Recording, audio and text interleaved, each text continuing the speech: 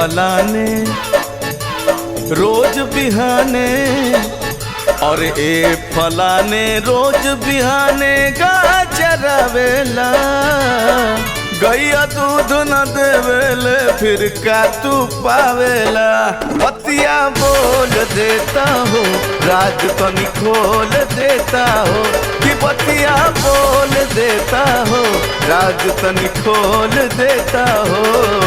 अच्छा ई बताओ का पूछो रहले छोट तो दूध पिया के बड़ कैलस तोर माई। सही कहला भाई, सही कहला भाई। रहले छोट तो दूध पिया के बड़ कैलस तोर माई। अरे बूढ़ भइल महतारी तब का छोड़ देबे मोर भाई। हाँ छोड़ देबे का भाई, हाँ छोड़ देबे का भाई। बोल बोल मुहवा तक खोल।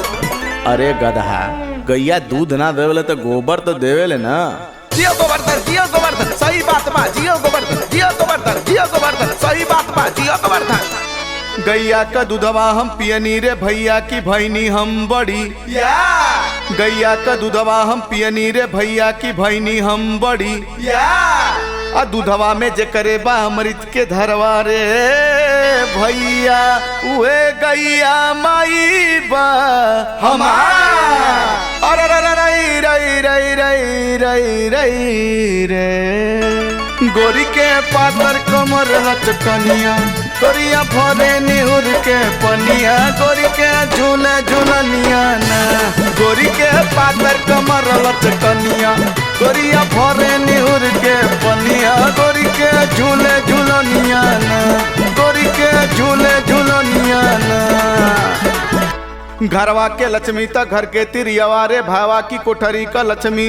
जिया घरवा के लक्ष्मी त घर के तिरियवा रे भावा की कोठरी का लक्ष्मी। जिया अदुअरे का लक्ष्मी त गैया बहमरी है भैया। जवन लक्ष्मीनिया नु बाटे हो हमार।